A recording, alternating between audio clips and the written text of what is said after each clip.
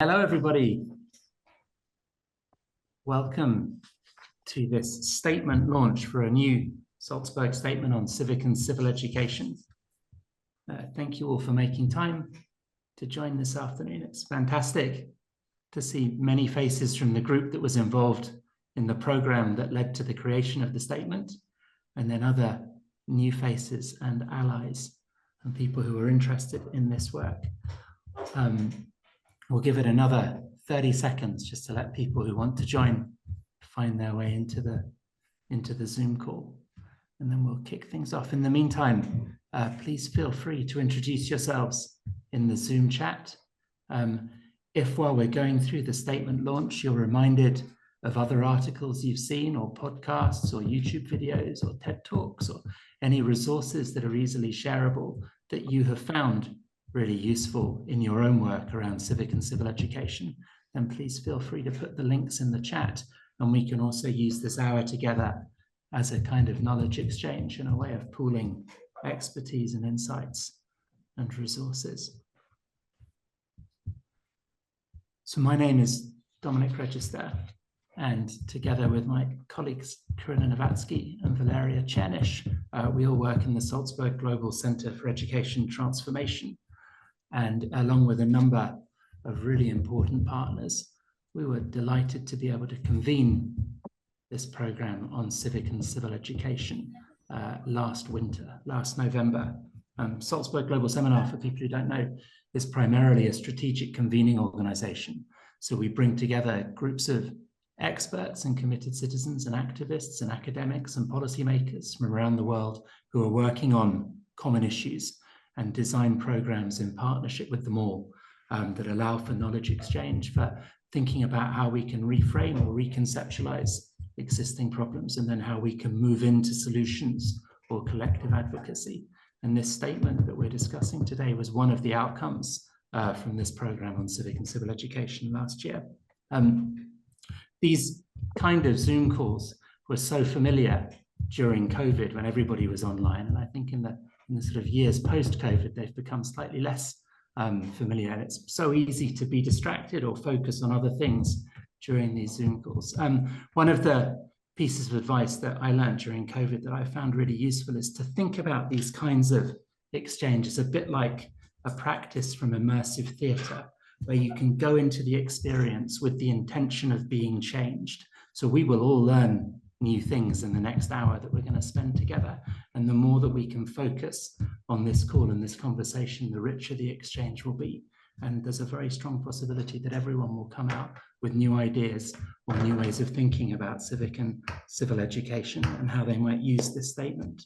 When we first started thinking about the program that's led to the statement, one of the key drivers was, the clear understanding that 2024 was the year of democracy, that across this year we were going to have more than half of the world's population with voting rights would go to the polls and have the opportunity to vote.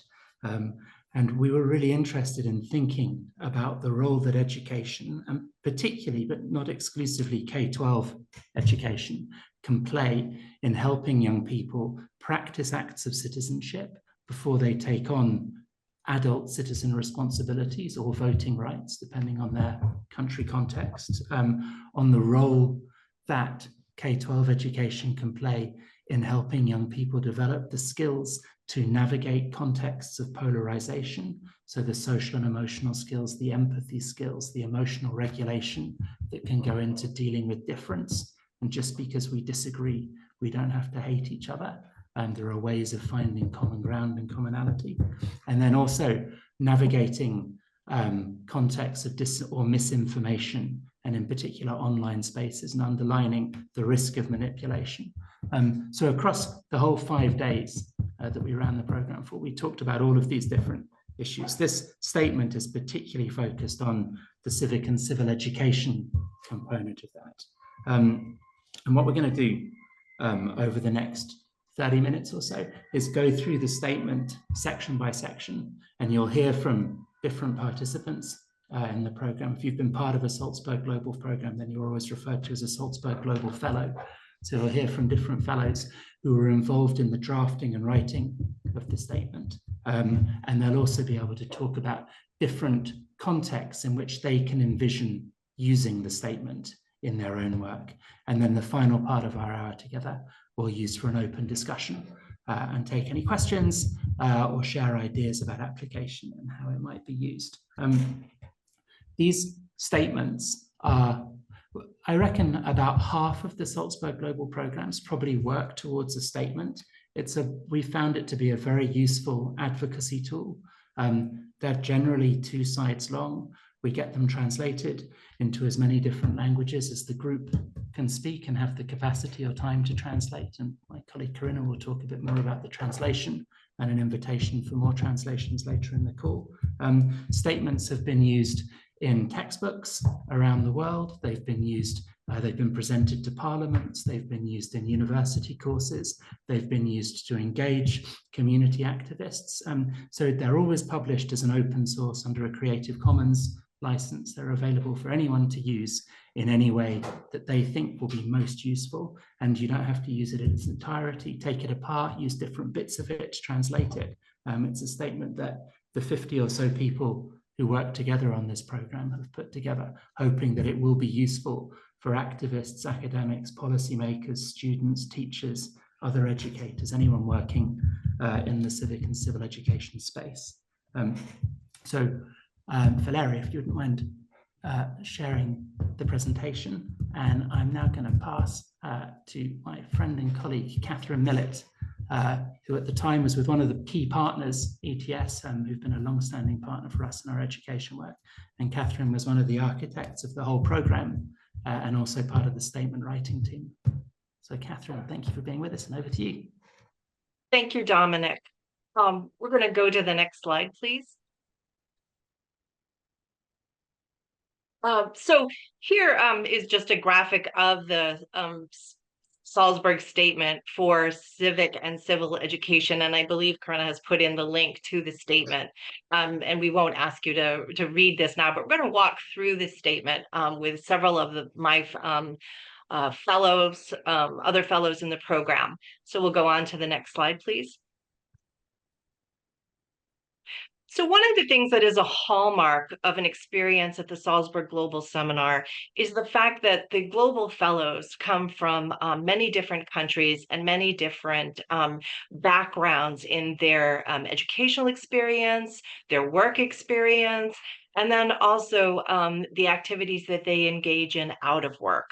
So this past year, or in November 2023, we had 42 Salzburg Global Fellows from 20 different countries. And here you can see us for our group photo. I want to just share a couple of things that we thought about when we were as we've said before, this has been an incredible year for elections around the world. And even now, CNN estimates that more than 15 countries or territories will hold national parliamentary and presidential elections between now and the end of the year. And as a US citizen, I'm particularly keen on what happens 7 weeks from today. But when we were together, the Salzburg Fellows, thinking about the year ahead, we really discussed how social media-driven misinformation and political polarization, coupled with powerful AI technology, and a healthy democratic dialogue. And so we thought about what was the way that we could think about making a difference, making a change. And the general consensus is that education is the most important lever for change. And we thought about this really keeping 2 points in mind.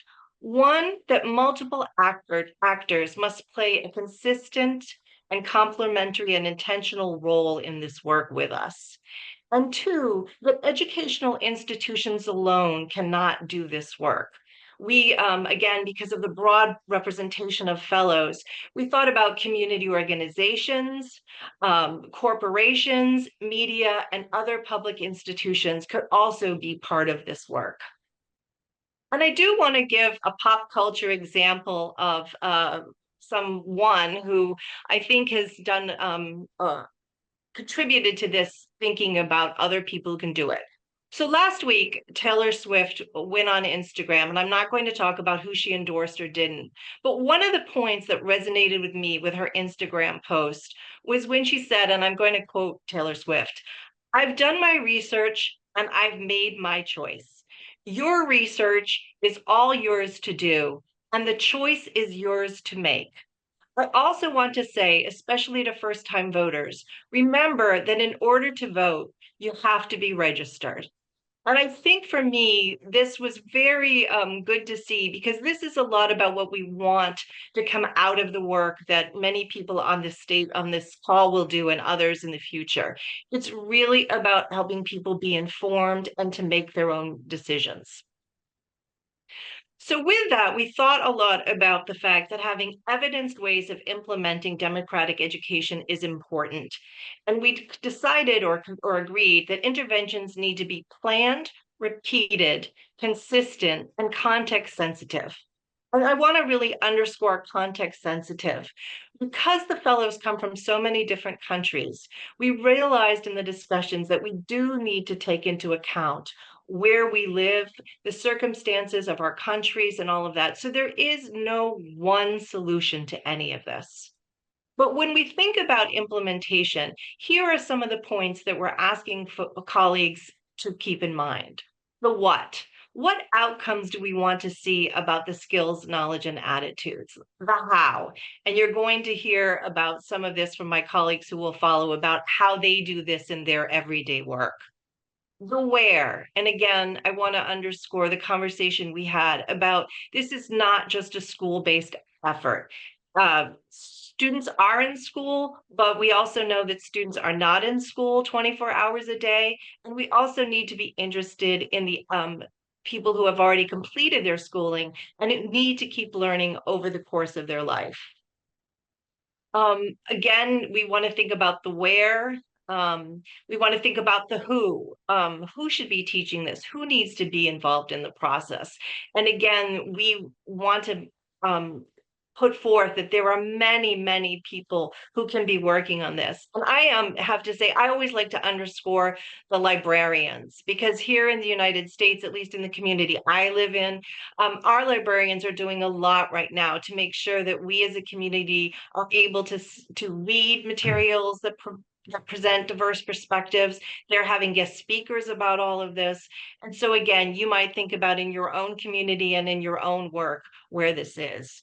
And then when. We really do need to plan for it to happen and how often it's going to happen.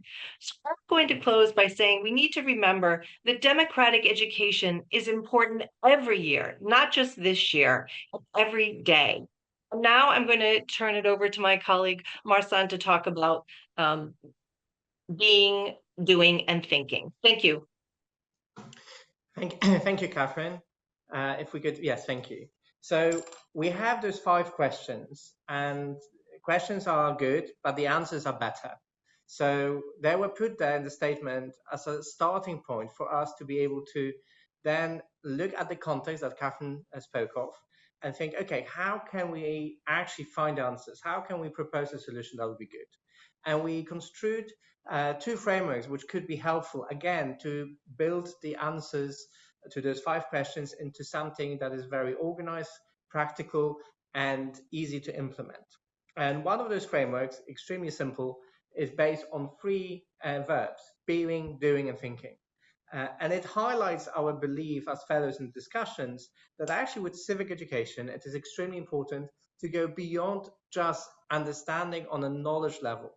Actually, what we want is to create an environment in which students in schools, universities, maybe even kindergartens, are shaped into people who will take responsibility for the communities, however small or big. And one way of answering those 5 questions and putting them into a specific thing is to put and to consider those 3 activities. And starting from the end of that list, thinking. So understanding both the vocabulary and the ideas and the concepts. So able to analyze situations, but also then use them critically to be able to see what elements of the environment that we live in, the world we live in, require actions and enable actions. But as I said, the thinking and understanding is not enough. I believe, in providing a good platform for civic involvement. So then we have another element of being, actually shaping attitudes, shaping the convictions about having the power to do something and having the right kind of attitude towards community and different actions alongside. And not only knowing about them, but actually practicing the habits of acting and being part of various activities, from voting into social action through campaigning. And then the third element of actually doing, of going beyond participating into something that someone else organizes, but actually taking responsibility and organizing our own action, our own activity. And again, practicing that maybe within the school community, but then growing bigger. Those three components, I think, actually very interestingly play well to a Polish curriculum that has just been published, a draft of it, last Friday, in which a new subject, civic education, is going to be introduced in September next year. And that curriculum is based also on three elements. It has the knowledge component of teaching how the Polish democracy works,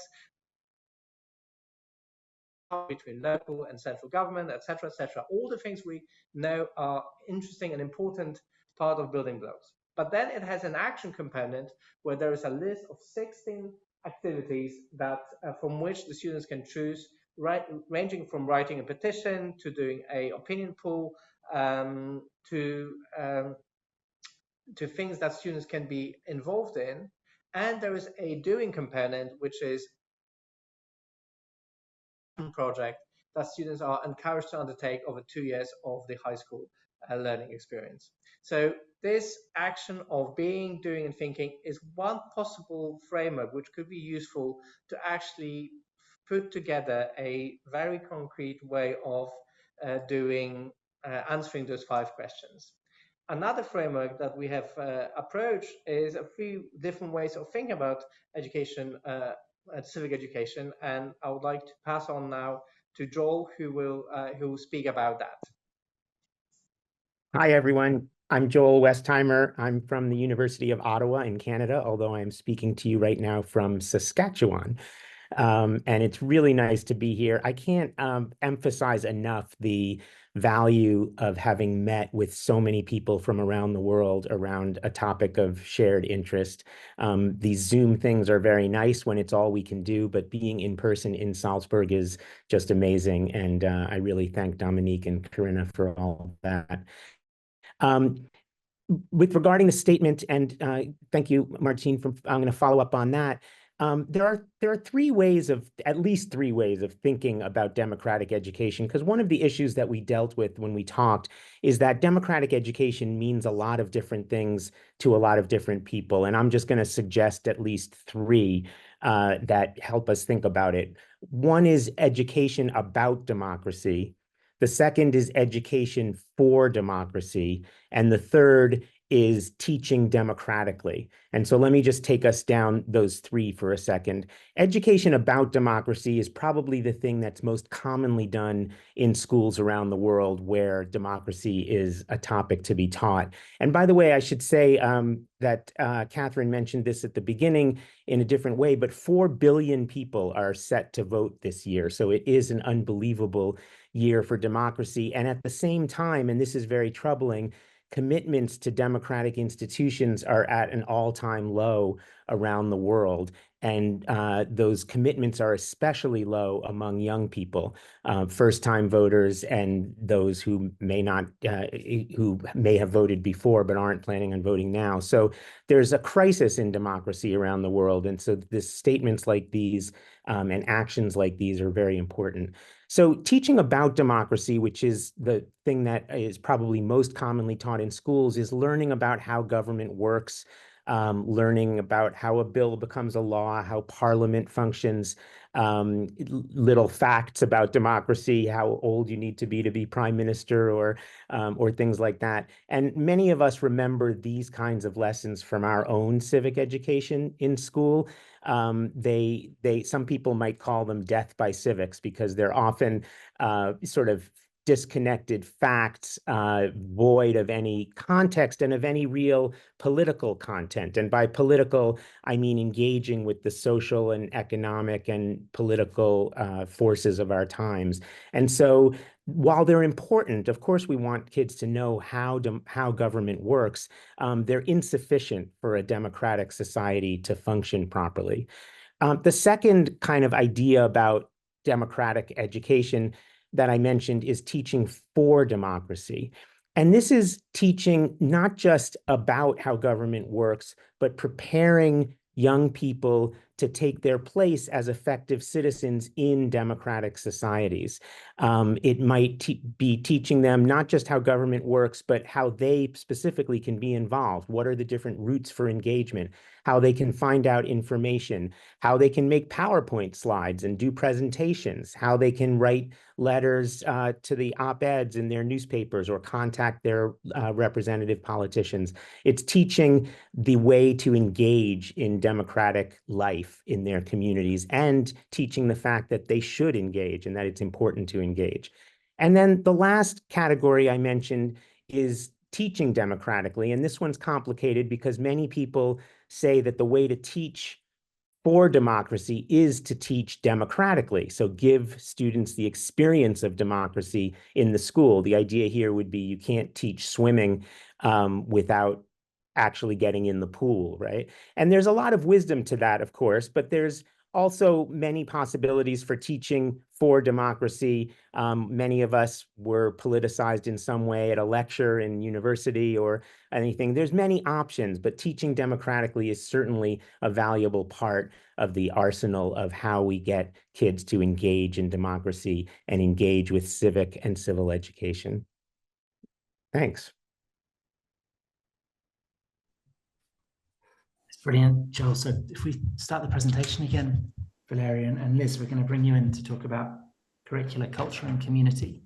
If you introduce yourself at the beginning, that would be brilliant. Thank you. Great stuff. It's Liz, and I'm from the Association for Citizenship Teaching based in the UK. And that opening there by colleagues was amazing. And I still miss all of you that I was lucky enough to work with in Salzburg last year. And Joel, you should have told us about your wonderful next edition of your book, which I advertise regularly for you because it's a great read. And I don't have it in front of me, otherwise I'd have waved it at everybody too. Thank you, Liz. I'll put it in the chat. Lovely stuff. It's really great. Now, it's really interesting that three of us have used three as a framework to help the conversation along this afternoon. And I'm the third that's using three. And in this instance, an analogy with a three-legged stool, if you can envisage an old-fashioned three-legged milking stool, a stool which you sit those legs away, the stool can fall over. And in a way, that's what I'm going to talk about here. One of the things that was so interesting about working in Salzburg with colleagues was that we all did come from such diverse backgrounds and diverse countries, and countries that were at different stages of democracy and different stages of democracy and civic education too. But this idea seemed to resonate, and so we wanted it to include it in our statement. And the idea draws on what schools and teachers in England, which is one part of the United Kingdom, have been doing over a number of years, and a model that we continue to support schools and teachers with today because it does work so well. And the idea is civics, citizenship and democracy without enacting the values and the knowledge and the understanding and the skills that you're doing in the community of your school and in the culture of your school as you're doing it. So this idea that you can teach about being democratic citizens, but then you don't give students the opportunity to be a real part of decision making in the school doesn't stack up, and students soon spot there's a gap between their lived experience of schooling and what they're being taught about in civics or citizenship classes. And so we use this idea of 3 C's, and it's particularly useful when we're trying to persuade those in positions of leadership and decision making to buy into a vision which promotes greater civics, citizenship and democratic education. Because it takes you away from just the questions of what, where and how, but into why, and into what that looks like and how we can be a better school with a civic mission that's contributing to democratic education more broadly. It works really well with students too, because they get that experience of not just learning about the knowledge of parliamentary democracy, of rights, of human rights, of how the law is shaped and can be changed by citizens, but they get that active chance to really put that into practice through the active citizenship, very similar to how Marcin was describing it in the new Polish curriculum. Active citizenship is an idea that was embedded in citizenship education in England right from the very beginning, that we wanted that active, practical experience of democracy to serve every student well. And it's really interesting now when we look at the international data sets that supports research and investigation into the impact of civics and citizenship. The IEA study is the largest study, a little bit like PISA, for those of you with an education background that may know about the PISA studies. The IEA Civics and Citizenship study, which was published recently in 2022, involved 24 countries around the world. And those who scored highest in terms of the outcomes for students where civics and citizenship was taking place were those with a very clearly defined curriculum, normally a subject, and normally taught with some kind of discrete teaching through citizenship or civics lessons that are timetabled for students. And they score higher than those who don't have that model. So there is something there of value to think about in terms of the implementation models that we look for when we're putting this kind of education together. And those countries are also countries that score highly in terms of their democratic status. If you look at the World Index of Democracy, you'll see the same countries score highly, the Nordic countries, Taiwan, and others, which have scored both highly in the IEA study and in that international study of democracy. To finish, I think it's really useful to use this 3 C's model in schools, certainly, but we think it can be applied to other settings. And if we think about the settings where we can be involved in learning about, learning for, and learning actively in democratic ways, we can apply that to many different settings and situations. And I would say, to finish, in schools in particular, we see value in using the school community and culture as a microcosm for society, where students can in a way practice and rehearse different ideas and test different theories as they work in a fairly safe space. They might need to be brave at times as well as safe, but it's a way of engaging students, actively experimenting, critically thinking about ideas and issues that they face and they hear discussed in everyday life. And it provides the perfect place for citizenship learning that they can then use in their later lives. I'm going to hand back, I think, now to Dominic. Please, thanks, Liz. So part of the statement explores 3 different scenarios for the future. They're summarized here on the slide. So future 1 is an optimistic scenario in which democratic societies leverage technology and digital literacy to enhance transparency, accountability, address corruption, and foster good governance. Future 2 is a much bleaker scenario where undemocratic practices flourish, sectionalism increases, polarization within society, misinformation increases. And then future 3 is over a 10-year horizon, looking to 2035, where democratic societies have been able to adapt to different global challenges And we outline a few of them and elaborate in more detail in the statement, while still balancing rights and liberties through programmatic policies. Now, what we hoped by including these different scenarios in the statements was that educators would be able to draw their own conclusions from these different futures and then deepen democratic practices within their own schools. One of the things that all three of the futures suggest is that improving participatory culture in schools can foster democratic values among young people, and that more controversial discussions often need to be led by professionals in and outside the education system need to be implemented to increase critical thinking and help young people practice navigating contexts of difference, contexts of polarization, to put into practice those things like, you know, social and emotional skills development, or empathy development, or emotional regulation. So the way the statement is structured, and you'll see this when you access it after this webinar finishes, that these future scenarios are in a sidebar on the second page of the statement. So I'm going to pass to Civica, who's going to take us through a call to action and then talk a little bit about ways in which she envisions using the statement in her work. Thanks, Civica. Thanks so much, Dominic. It's so lovely to see so many familiar faces here. To quickly introduce myself, I'm Civica. I'm the founder of a grassroots organization based in India called Kuvira. And we work with adolescent girls and young women to strengthen their civic leadership. So my colleagues have explained the entire statement, and now we'll go on to quickly talk about how we might actually use them or act upon the statement that we've presented.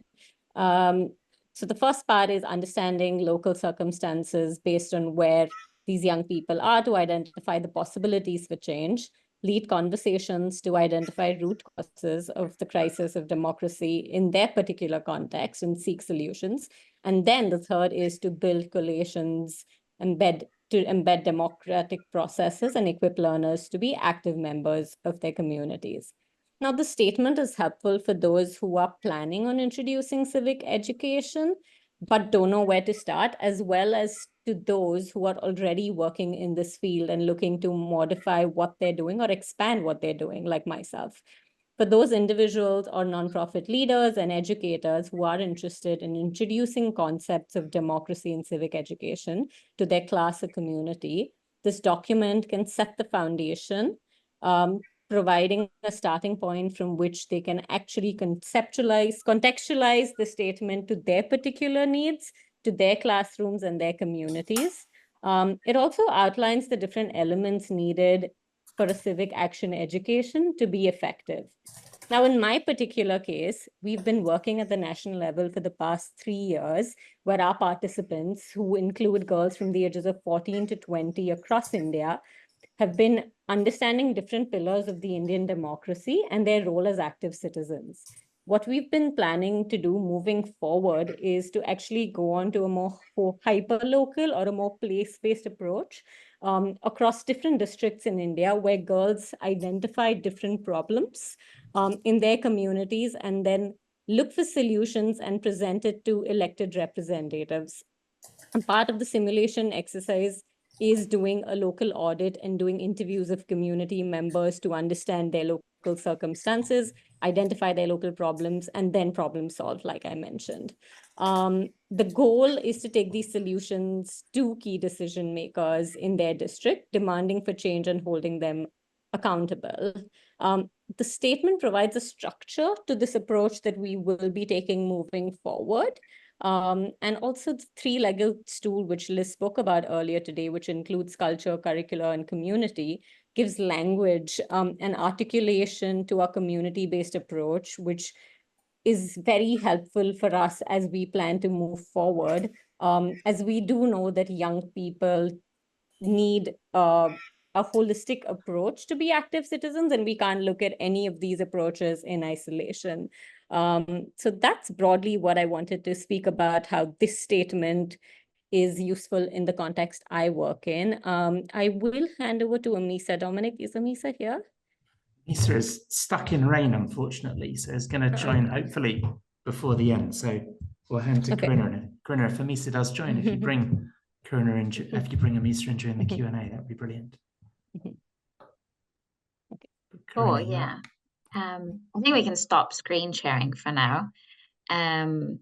So first of all, thank you, obviously, to all the fellows and all the speakers who have worked on the statement, who have talked us through the statement. I think we have already, we've learned a lot about how it came together from the wonderful group photo that Catherine shared in the beginning, and then learned about all the work that has gone into it. And we've ended on a call to action, and how it can be actively applied in classrooms, but also outside of them. What we want to do now, or want to do next, is open it up to questions. I've sort of monitored the chat while people were speaking, and I know that there was already a little bit of discussion around sort of practicing democracy in classrooms between Rina and Joel. So I'm wondering, I think, Rina, that has been partly answered, but I just wanted to make sure to call on you again in case you would like to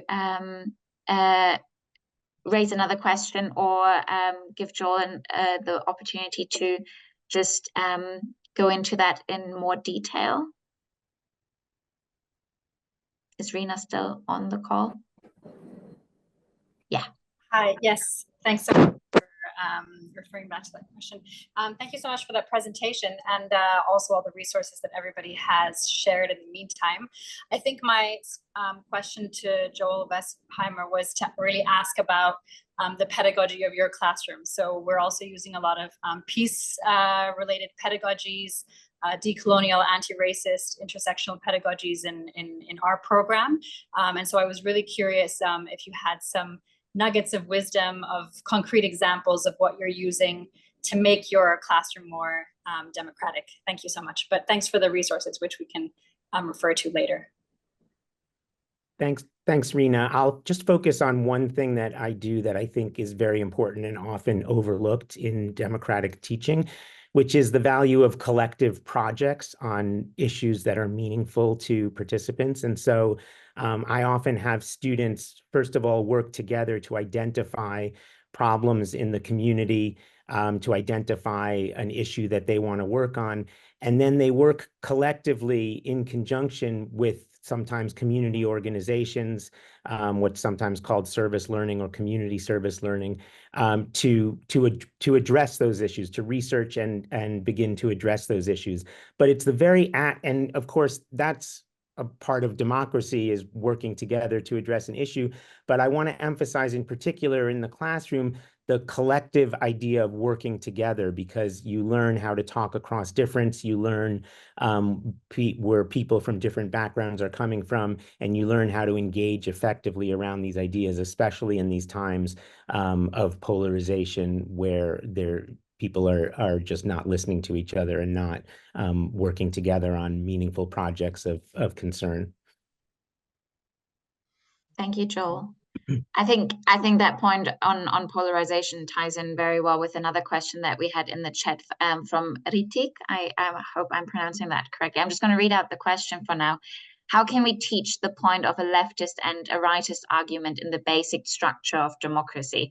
And I believe that is something that a lot of people, not only in the classroom, but even outside of classrooms, in dinner table conversations, are running into, right? I grew up in what used to be Eastern Germany, and they had local elections just recently, and the rightist parties are on the rise, and it's incredibly frightening to see. So I'm wondering, maybe without wanting to put anyone on the spot, but Marcin, maybe we can start with you, and maybe you have an answer to how we can address that within the classrooms, and then maybe someone else wants to come in on that. So how can we teach the point of left and right in a general democratic setting? In our experience, I run a high school in Poland, in Warsaw. In our experience, I think there are two elements which are useful here. One is, for it, if possible, for it to be authentic, and second one is to actually know the other person. So the way we do it is twofold. One is, a lot of our classes we try to do, similarly as Joel said, very collaborative. So actually they're not necessarily teacher-led in the sense of lecturing, but we try to have a lot of content from the students. And in critical thinking classes or in civic education, obviously there's a lot of space to bring in a controversial issues. So it is about modeling the attitude for the other to speak up.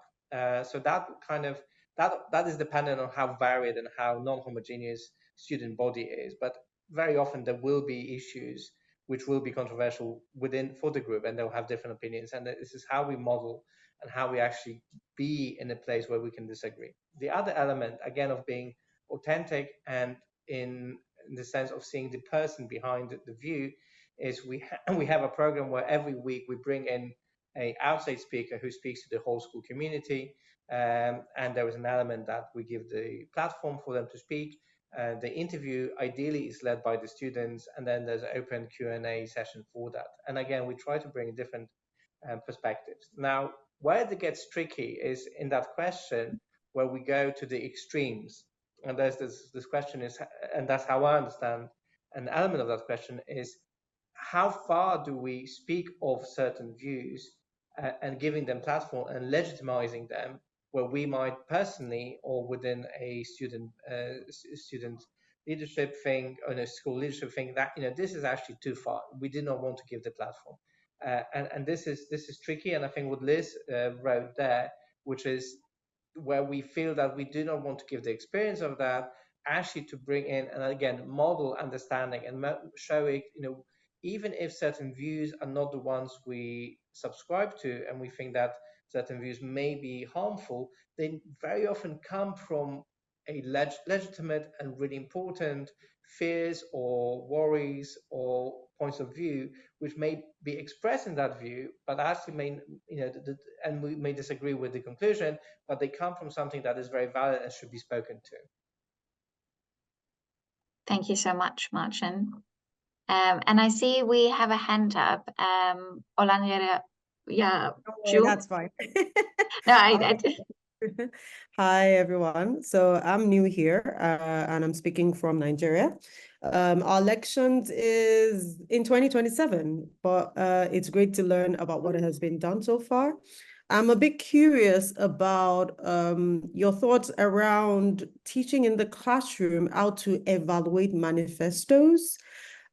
So is it, how can you teach for the children to look into the manifestos of those coming up to be able to decide what to discuss or advocate for? So for instance, teaching them on whether a particular person is looking into funding education, for instance, or funding food security, or whatever they want to discuss or they're passionate about, but really evaluating manifestos to be sure. Has anyone done anything in that light and could shed light on that?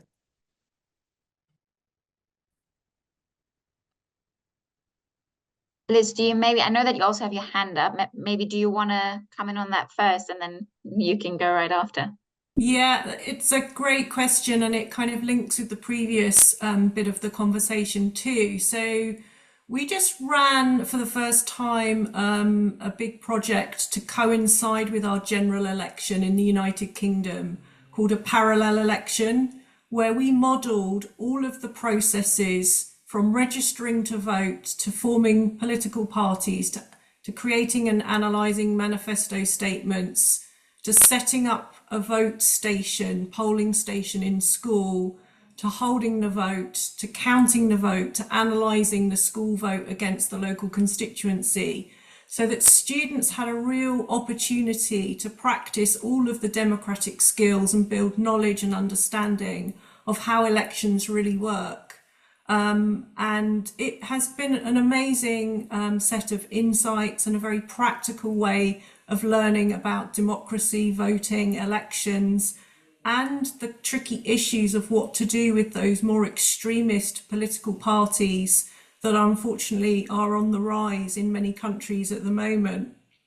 So we provided a full set of guidance. In the UK, we only get 25 days notice for an election, very different to the US and some other countries. So we had to work extremely fast and provide materials each week for teachers to draw upon who wanted to be part of a parallel election project in their school.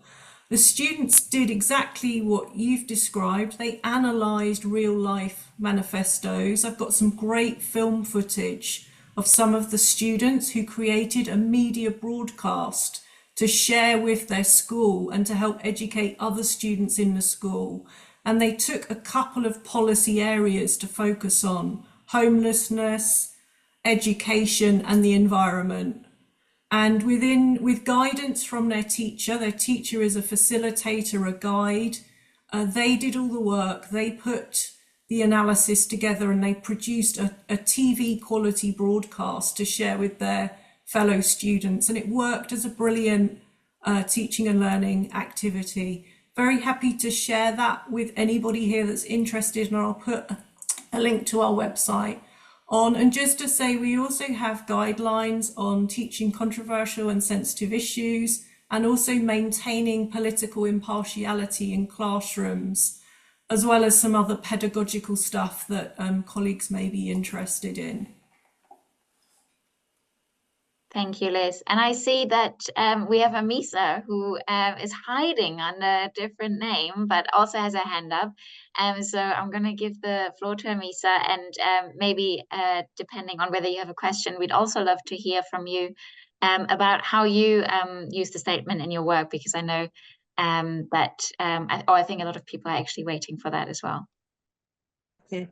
Thank you so much. I hope you can hear me well. So my name is Amisa. I'm a Salzburg Global Fellow. And one thing that really resonated with me when it came to the statement is the fact that I run an organization that focuses on mental health and its intersectionality. And one of the key programs that we have under the Nivishe Institute is the Mental Health Fellowship, whereby we bring African youth together and just try to look into the aspect of what does mental health education look like for us in the continent. And because of what is happening within the continent, we know of the war happening in in Sudan. So one thing that came to our focus was the Sudanese youth came to us and told us, listen, so much is going on in our country and we're not able to continue education and all those kind of things. Is there a way we can work together to come up with a curriculum that will help us? We know we are all over the continent because we are refugees in different countries. We are displaced internally and externally. So how can we make sure that our education is well taken care of, our mental well-being is well taken care of? Because as much as you want to produce and to continue with education, the teachers are not there. The institutes have been bombed and they no longer exist. So how can we make it more accessible? And that is how we came up with like the Sudanese Advisory Board.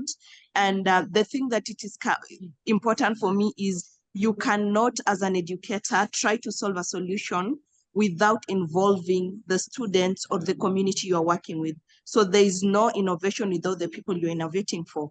There is no education without the people you want to produce education for. So how we are working on is to make sure that as much as you want to offer education services in Wharton area when it comes to mental well-being, how are we involving those with lived experiences to come on board to make sure that they are enabling an education place whereby we are catering on their needs that if I'm not in the same position, I will not consider it. So that is among the things that we're doing. I saw somebody asking about deaf.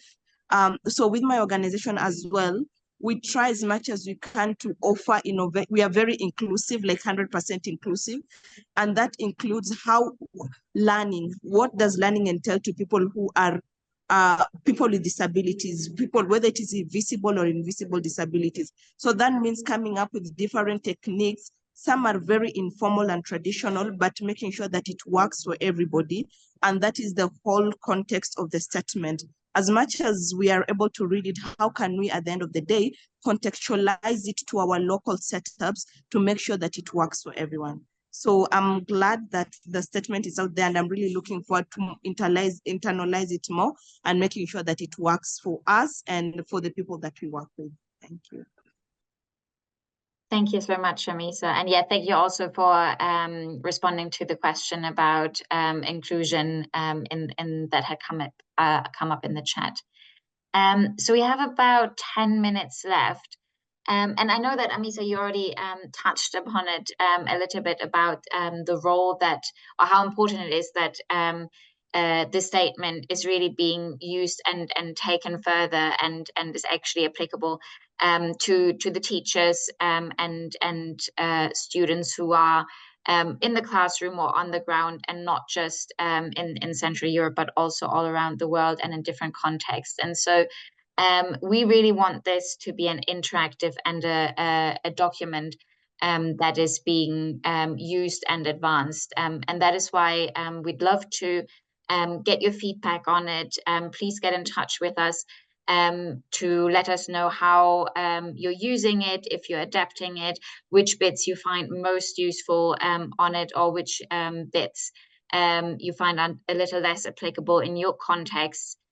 Second of all, you will see on the website that the statement is currently available in Spanish and German, in addition to the English original.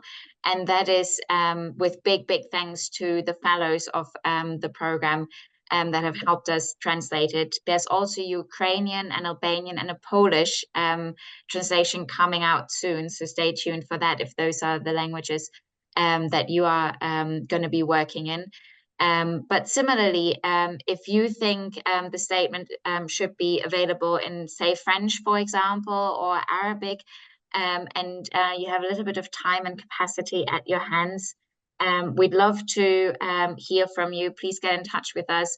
You can just, what we often do is we use AI for the very rough first draft to get a starting point. And then we have real people polish the translation, and then we have capacity on our end here at Salzburg Global Seminar to help make it look pretty and format it properly, and then we'd upload it to the website.